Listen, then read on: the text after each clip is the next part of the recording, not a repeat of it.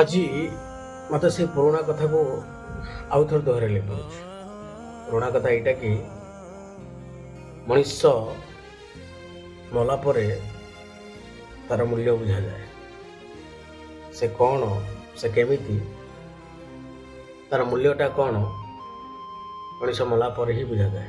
କିନ୍ତୁ ସେ ବଞ୍ଚିଥିଲା ବେଳେ ତାର ପ୍ରକୃତ ମୂଲ୍ୟ କେହି ବି ବୁଝିପାରନ୍ତି। କାହିଁକିନା ଆମେ ମଣିଷ ମାନେ ହିଁ ଏମିତି ବାବାରେ ମଣିଷ ଜାତି। ମୋର କହିବାର କଥା ଏଇଥିପାଇଁ କହୁଛି, ଆପଣମାନେ ଜାଣିଥିବେ ସଙ୍ଗୀତର ବାଦଶାହ ଗୀତିକାର ହ୍ୟୁମାନ ସାଗର। ସେ ଆମ ଗହଣରେ ନାହାନ୍ତି, ସମସ୍ତେ ବି ଜାଣିଛନ୍ତି। କିନ୍ତୁ ଏବେ କିଛି ଦିନ ହେଲା ଗୋଟେ ଭିଡ଼ିଓ ଭାଇରାଲ ହେଉଛି ତାଙ୍କ ସ୍ତ୍ରୀଙ୍କର, ଯିଏ ଯାଇକିରି ତାଙ୍କ ସମାଧି ପାଖରେ ଭୋ ଭୋ ହୋଇ କାନ୍ଦୁଛନ୍ତି। ଏମିତି କାନ୍ଦୁଛନ୍ତି ଯେମିତି ଲାଗୁଛି କି ତାଙ୍କ ଜୀବନରେ ସେ ବହୁତ କିଛି ହରାଇ ଦେଇଛନ୍ତି। କିନ୍ତୁ ମ୍ୟାଡ଼ାମକୁ ଖାଲି ଗୋଟିଏ କଥା ମୋର, ମ୍ୟାଡ଼ାମ ତମର ଯଦି ଏତେ ଭଲ ପାଏ ତାଙ୍କ ପ୍ରତି ଥିଲା, କାସ୍ ଏଇ ଭଲ ପାଇବା ଆଉ ଆଗରୁ ଟିକେ ଦେଖେଇବାର ଥିଲା, ଯୋଉଥିପାଇଁ ଏ ଅବସ୍ଥା ତମକୁ ଦେଖେଇଲେ ନ ପଡ଼ିଥାନ୍ତା। ଯଦି ଏଇ ଭଲ ପାଇବା ତାହେଲେ ତମର ଆଗରୁ ଥାନ୍ତା, ଯଦି ଏଇ ବୁଝାମଣାଟା ଯଦି ତମର ଆଗରୁ ଥାନ୍ତା, ଯଦି ତମେ ଏତେ ଅନ୍ତରରୁ ତାଙ୍କୁ ଭଲ ପାଉଥିଲ, ସେ ସମୟରେ ଯଦି ଥାନ୍ତା ନା ଆଜି ନା ସେ ଓଡ଼ିଶା ଆଜି ଏତେ ବଡ଼ କ୍ଷତି ସହିଥାନ୍ତା, ନା ତମକୁ ପାଖରୁ ତମ ସ୍ୱାମୀ ଯାଇଥାନ୍ତା। ଏମିତି କାନ୍ଦିବାଟା ତମକୁ କେବେ ଶୋଭା ପାଉନି, କାହିଁକିନା ଏଇଟା ହେଉଛି ଲୋକ ଦେଖାଣିଆ କାନ୍ଦିବା। ଯେତେବେଳେ ହାତ ଛାଡ଼ି ଦେଇ ଚାଲିଗଲ, ଗୋଟେ ମଣିଷକୁ ମରଣ ମୁହଁକୁ ଠେଲିଦେଲ, ତା ଜୀବନ ବଞ୍ଚିବା ଏକଦମ କଷ୍ଟଦାୟକ ହେଇଗଲା, ଯୋଉଥିପାଇଁ ସିଏ ଆଜି ଏ ଅବସ୍ଥାକୁ ପଳେଇଗଲେ।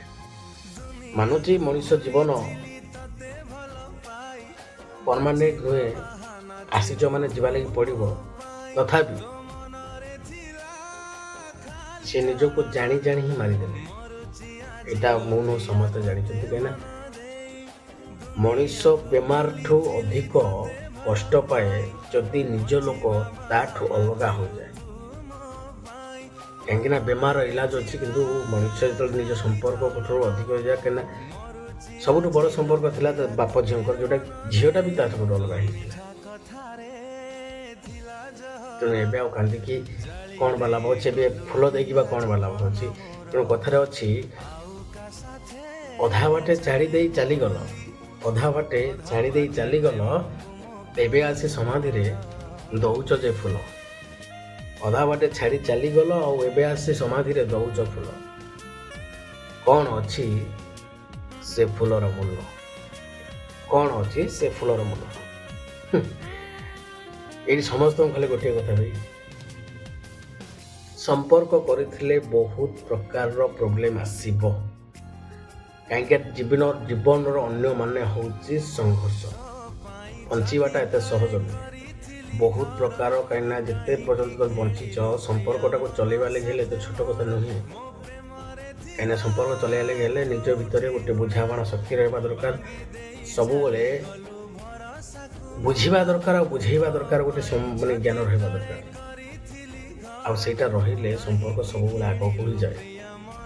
ଯଦି ତମ ସମ୍ପର୍କ ଠିକ୍ ସେ ବୁଝିପାରୁନ, ତ ସମ୍ପର୍କ ଭାଙ୍ଗିଯିବ। ଯଦି ସମ୍ପର୍କରେ ତମେ କାହାକୁ ଟିକେ ବୁଝେଇ ପାରୁନ, ତ ସମ୍ପର୍କ ଭାଙ୍ଗିଯିବ। ତେଣୁ ସମ୍ପର୍କରେ ସବୁବେଳେ ବୁଝିବା ଶିଖ, ଦେଖିବ ସମ୍ପର୍କ କେବେ ବି ଭାଙ୍ଗିବନି, ଆଉ ତମେ ସୁଖ ଶାନ୍ତିରେ ନିଜ ଜୀବନ ଯାପନ କରିବ। ଏମିତି ଏ ସମ୍ପର୍କକୁ ଏଠି ଗଢ଼ିବା ଯା କେତେ କଷ୍ଟ, ଯେ ସମ୍ପର୍କରେ ଅଛି ସିଏ ଜାଣିଛି। ଆଉ ସମ୍ପର୍କକୁ ଭାଙ୍ଗିବାଟା କେତେ ସହଜ, ଯିଏ ଭାଙ୍ଗିଛି ସିଏ ଜାଣିଛି। ତେଣୁ ମଣିଷ ଜାତିକୁ ଆଉ କ'ଣ ବା କହିବି, ଏତିକି ଖାଲି କହିବି, ବାହାରେ ମଣିଷ, ତୋର ଯେ କେତେଟା ରୂପ ସେଇଟା ମଣିଷ ହେଇକି ମଣିଷ ବି ଜାଣେନି। ଜୟ ଜଗନ୍ନାଥ।